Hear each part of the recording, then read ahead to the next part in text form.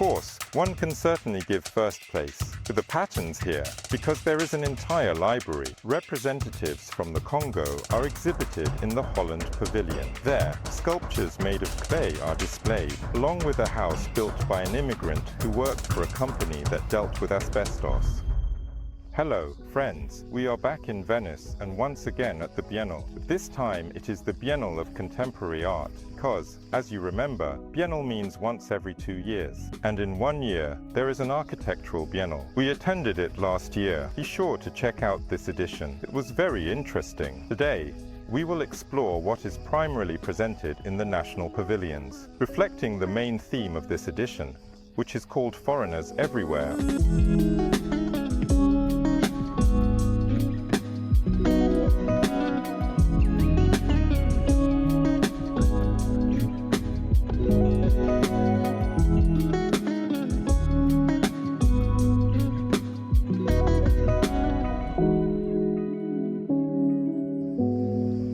Traditionally, we start from the entrance, and here we first arrive at the Pavilion of Spain. Spain is known for its colonial conquests and, of course, responds to the theme of the exhibition, primarily reflecting on its colonial past. It showcases artists from former colonies. The Cabinet of Disappearance also appears quite expressive. This text discusses the plants and animals that have disappeared as a result of the rather exploitative policies regarding the use of these very colonies. A rather expressive altar featuring cult objects of the local peoples from the pre-Columbian era, as the main colonies of Spain were indeed in the Americas. And also a very beautiful, bright hall, which is called the Garden of these very immigrants, the Garden of Indigenous Peoples. And there, on the glass panels, are images of sculptures dedicated to these indigenous peoples. Apparently some celebrities, I don't know. It looks as if these are photographs of monuments. Overall, quite expressive, a little less expressive in the Belgian pavilion, although Belgium was also a rather harsh colonial power. 7 dolls are presented, collected in the Basque Country, in France, and in Belgium itself. These dolls are currently traveling the world, participating in performances, and they have also taken part here. By the way, regarding the Belgian colony, the Democratic Republic of the Congo, well, of course, the former one, representatives from the Congo are exhibited in the Holland Pavilion. Sculptures are displayed that are made from clay taken from former cocoa and palm oil plantations, which were in turn confiscated from the company Unilever. And you may ask, what does the Congo have to do with it? What does Holland have to do with it? It's very simple. The main volume of cocoa, which was harvested from these plantations, was brought in through Amsterdam. And in this way, Holland seems to be giving back to the Congolese, who, and finally make use of their land. The central pavilion in the Giardini is particularly cheerful this year. It has been completely painted over. The entire facade is adorned with some ethnic motifs. I think they allowed some mischief because it will be closed for renovation during the Architectural Biennale next year. Well then, why not provide the facade of the building that will be undergoing renovation for? Self-expression, apparently, to the artists who are also represented in this pavilion. Of course, it is about those very foreigners, because wherever we go, we ourselves are foreigners, and foreigners surround us. And where we live, we constantly encounter both foreigners and immigrants. Additionally, this word has another important meaning. In many languages, it signifies traveler, derived from the word strange. And, of course, the story of people who are undoubtedly outsiders due to their beliefs and their orientation is also played out here, and also there. And here, in general, the artists present these very ideas. They represent these people, which is very interesting, as always, personally for me. A video installation, the central installation, where interviews and revelations of emigrants are shown on black and white screens. Well, in general, emigration is declared to be very hard work, a very difficult undertaking, which is, in fact, hard to disagree with. A very similar video installation also presents people of various orientations, including transgender and non-binary individuals who share their difficult life journeys. And here, perhaps, what is interesting is not what they are saying, but how it is presented, because, of course, it is difficult to preach, difficult to be candid about such topics. And it is precisely this installation that conveys the moments of these heavy reflections, the sighs and the stutters that undoubtedly arise during such speeches. The central pavilion is not the only cheerful one.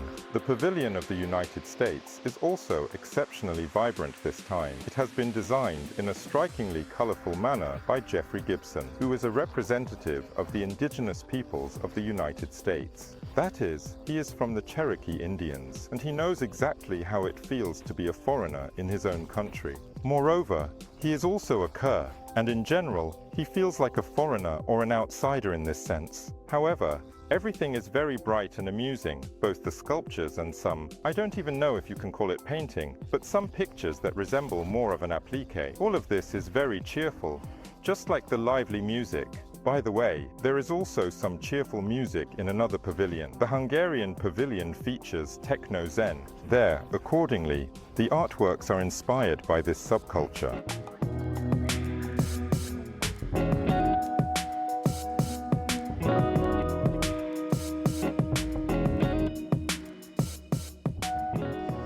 Perhaps, for me, the most architecturally expressive pavilion is that of the Scandinavian countries, namely Norway, Finland, and Sweden. I still can't understand why Finland has participation in the Scandinavian pavilion and also has a separate pavilion. By the way, a separate Finnish pavilion. I found it absolutely unclear, quite a contradictory idea. Rather, not contradictory, but a very obvious idea that art and humanity are inseparable. Here we are. We already understand that we are inseparable from this art. In the Scandinavian pavilion, there is an opera presented, and this opera is created by foreigners, meaning not by indigenous Scandinavians. This is evident from the names. It is some kind of Eastern opera, and accordingly, this improvised stage or theatre built from bamboo features costumes traditional to Eastern opera. Outside, we also see these Eastern motifs in the form of a dragon that has literally dived under the pavilion. One side shows the head, while the other side has the tail sticking out.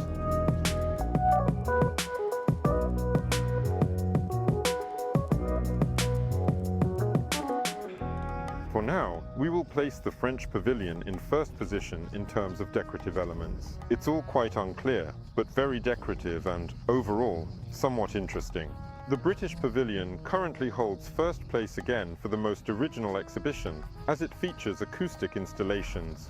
That is, it's not just video art, it's more about sound and auditory experiences. And it turns out that there is even a special science that studies these sound experiences. It is called a verse, and in each verse of this song, there are lyrics about specific acoustic experiences. The Canadian Pavilion has reopened this year, showcasing the works of Kapwani Kiwanga. As you understand, she is an African woman, but she lives between Canada and France, which is why she represents the Pavilion of Canada. Either way, we encountered her work at the Siralvesh Museum. These are quite expressive works. By the way, they are more expressive there than here, although here they are more monumental, because she has decorated the entire pavilion with her signature style, right on the outside. And it is also present inside. By the way, she is an anthropologist and researcher, so there are some encoded meanings of various ethnic groups here. In particular, this color indigo represents belonging to the upper class in many ethnic cultures. As for the Pavilion of Germany, as you can see, it has been buried under earth. To be precise, the central entrance is blocked by earth. The entrance to the pavilion is on the side, and there, it's a completely utopian and apocalyptic story called Thresholds. Different thresholds are being explored. The threshold of transition into space, the threshold of transition from life to death, and there is a spaceship rushing towards the unknown, and there is absolutely some kind of noir story. The recently built house that belonged to an immigrant who got a job at a company that dealt with asbestos, and because he inhaled this rather unpleasant substance, he ultimately died. And this house, it was left without him abandoned and very harsh, truly. It seems to me that it has become some kind of good tradition at the Biennale that if a participating country has nothing to show, they should showcase the architecture of their pavilion. This year the Koreans are essentially showcasing the architecture of the pavilion, as there are 3.5 sculptures, and the pavilion itself is absolutely beautiful.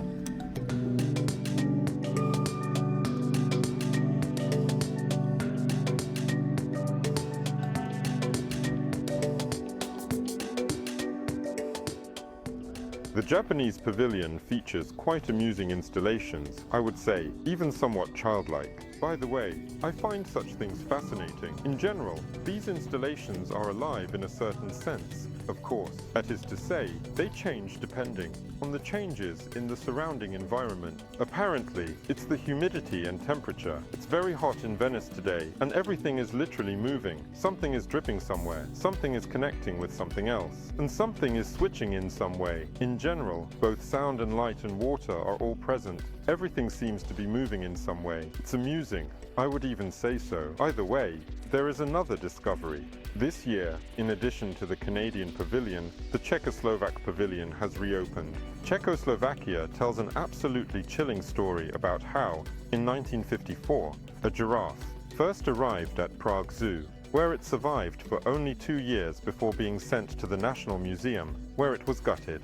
And they made a stuffed animal out of it. And now they are showing these creepy parts from a giraffe. Not the real ones, but rather reproduced ones. In general, it will certainly be a story about how animals, among other things, can be outsiders. More precisely, how animals can be placed in this alien environment, both from the perspective of climate and from the perspective of freedom, and how they suffer because of it. It's time to find out who the jury of the Biennale has placed in first place, who was awarded the Golden Lion. The national team of Australia. I have always said that from an architectural perspective, I like the pavilion the most, but in terms of content, it always seems very contemplative and somehow always revolves around the same themes. And I, the jury, must say that I disagree. But who am I to disagree with them? They clearly won't be upset about it. However, they received the Golden Lion for an installation that demonstrates that indigenous peoples are the longest living, most enduring of the cultures that still exist today.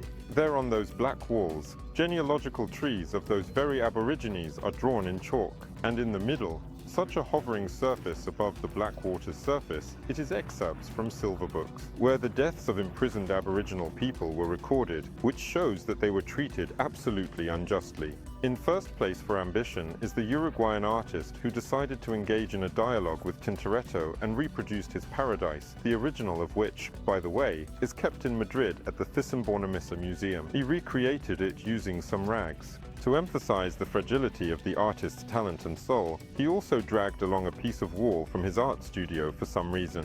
The topic of rubbish hasn't fascinated me as much lately, so I won't give any points for art, but I'll give 5 for ambition. Friends, there is also a rather strange discovery at the Biennale. The strange discovery is Bolivia's exhibition in the Russian pavilion. As you may remember, the Russian pavilion was closed last year. The Russian delegation did not participate in the architecture at the Biennale. However, this year the pavilion is open.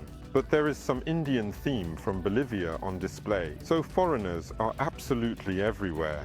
Of course, not all the exhibitions, again, hold much interest for me personally. In the Venezuelan pavilion, a master of kinetic art presented what I found to be a rather lackluster installation. Denmark has renamed its pavilion Kalalit Nunaat in Greenland. What does Greenland mean in the national language of its people? Actually, it means Greenland. It's clear that Greenland is a colony, or rather, it would be more accurate to say that it is now an autonomy within Denmark. Donia kindly provided a platform for 6 photographic projects by photographers from Greenland. In Switzerland, they are receiving an award for the most surreal pavilion. There's some very murky story about a super civilization, but it looks completely wild.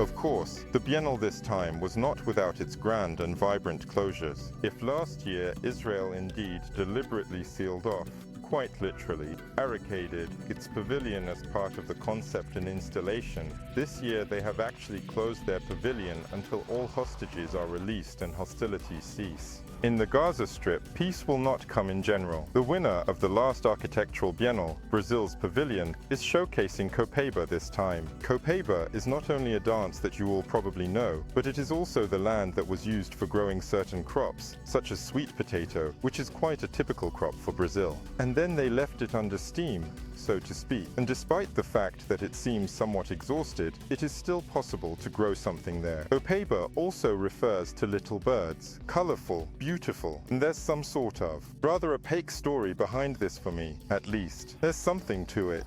What I liked was the Pavilion of Venice. Several works. This is a globe of migration, and this is a globe of constellations, made using quite an interesting technique. It is paper. Nevertheless, it looks very nice. And, of course, one could certainly award first place for the patterns, as there is an entire library here. Some floral plant patterns. So friends, if you are here, you can take photos and then try to print your own wallpaper. A rather interesting exhibition at the Appearance of Egypt, which is, in general, unexpected for me. Very decorative works by an Egyptian artist, a native of Alexandria. In various techniques, these are quite bright, perhaps bordering on kitsch, but nevertheless, they are absolutely interior pieces.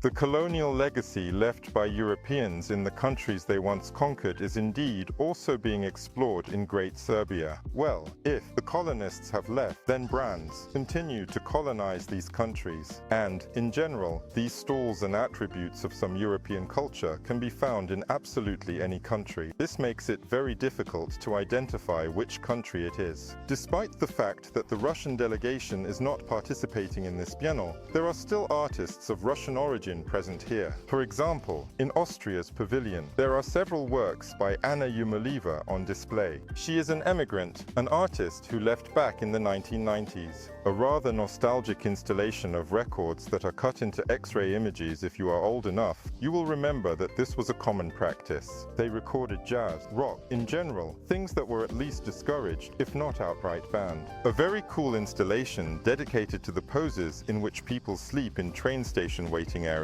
Another video installation is dedicated to the rehearsal of Swan Lake again. You remember that Swan Lake is associated not only with Tchaikovsky's music. More precisely, Tchaikovsky's music for Swan Lake is associated not only with the ballet, but also with certain events during which there were either attempts to change the regime or a change of regime as a result of the passing of a ruler. For some unexpected reason, the rehearsal of the ice lake is shown here. By the way, the Romanian exhibition can be kept until the next biennale, as it is predominantly architectural. There is a polyptych featuring scenes from Romania's socialist past, and also models, architectural models of buildings typical of the socialist era. And so the artist reflects on this theme. There are certain reflections in Poland's pavilion as well. It is an immersive and interactive installation where you have to repeat what is spoken to you from the screen. There is also a rather unclear, but at least spectacular installation in the Greek pavilion dedicated to the national agricultural festivals known as Panegyria. A huge irrigation machine stands, with water even flowing from it, and its operation is synchronized with the video projection and the music playing in this pavilion. Thought-provoking, impressive, but I didn't quite understand the idea and the connection with foreigners.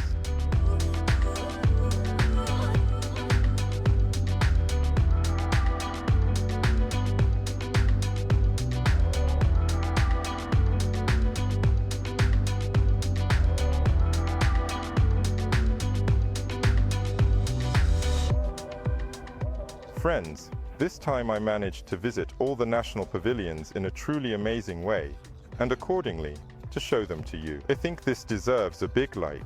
Overall, I enjoyed this Biennale of Art because the theme is quite relevant, and in some contexts, fortunately, while in others, unfortunately, it is timeless. Write what you think about this Say Something Nice, and be sure to share this video with your friends, as this way you can support my channel, and I will continue to create interesting reports from various events dedicated to design, architecture, and of course, art in general, all the environments that surround us. Thank you. Goodbye.